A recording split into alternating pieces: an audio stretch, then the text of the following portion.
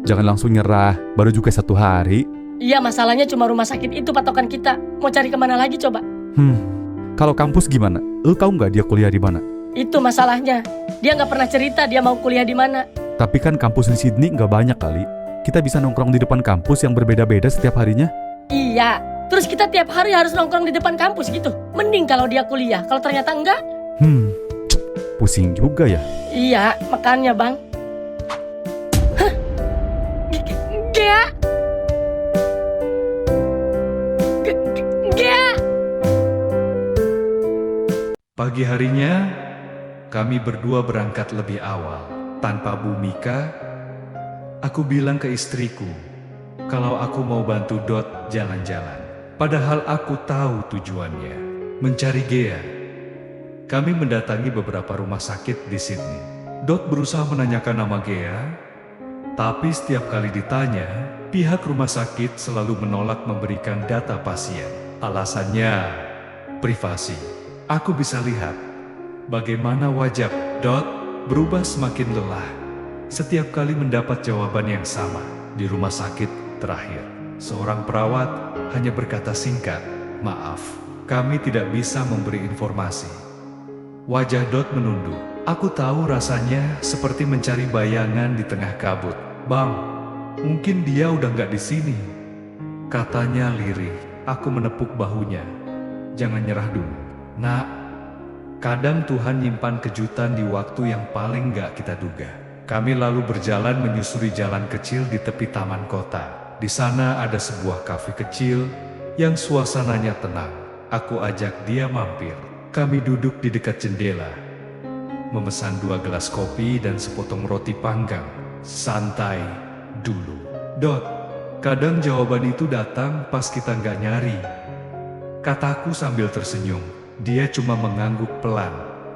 Matanya menerawang keluar jendela. Suasana di kafe itu hangat, musik lembut mengalun, aroma kopi memenuhi udara. Kami bicara pelan tentang hidup, tentang cinta, tentang kehilangan. Aku cerita sedikit tentang masa laluku dengan Bu Mika. Bagaimana dulu, aku juga pernah dingin, tapi akhirnya luluh karena kesederhanaannya. Dot mendengarkan dengan serius, lalu berkata lirih, "Mungkin aku juga harus belajar seperti Bang Topan, sabar." Tiba-tiba, matanya membesar, cangkir di tangannya hampir jatuh. Aku kaget. "Kenapa, Dot?"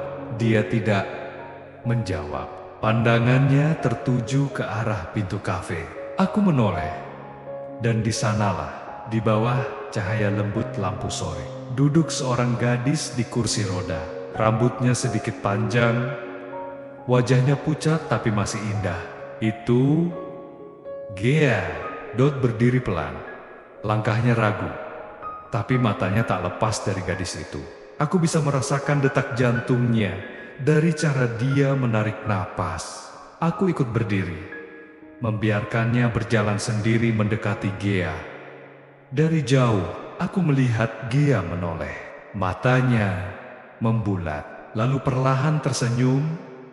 Senyum yang membuat udara sore itu tiba-tiba hangat. "Gea!" Suara Dot bergetar.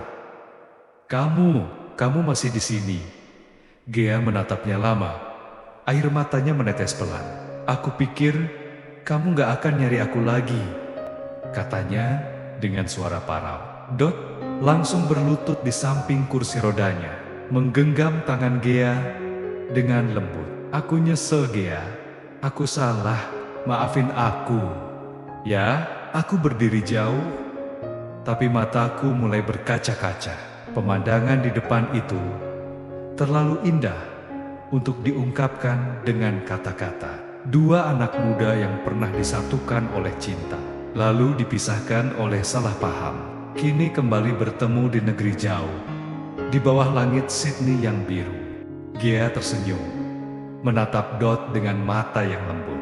"Aku sakit, tapi aku gak pernah benci kamu," katanya. "Aku cuma pengen kamu tahu, aku masih ingat kamu setiap hari."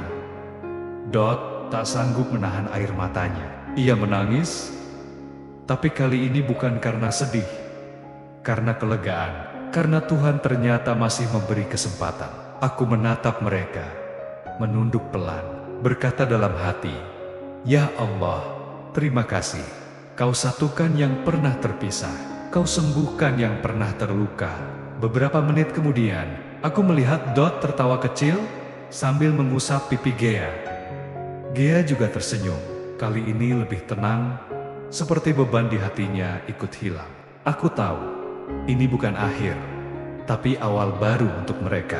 Saat kami berjalan keluar dari kafe itu, aku menepuk bahu Dot. "Udah kan? Ketemu juga. Sekarang tinggal kamu buktiin kalau kamu bener-bener mau jagain dia." Dot menatapku dan berkata pelan, "Makasih bang, tanpa lo mungkin gue gak akan berani nyari dia." Dan malam itu, saat aku pulang ke hotel bersama mereka berdua, aku hanya bisa tersenyum.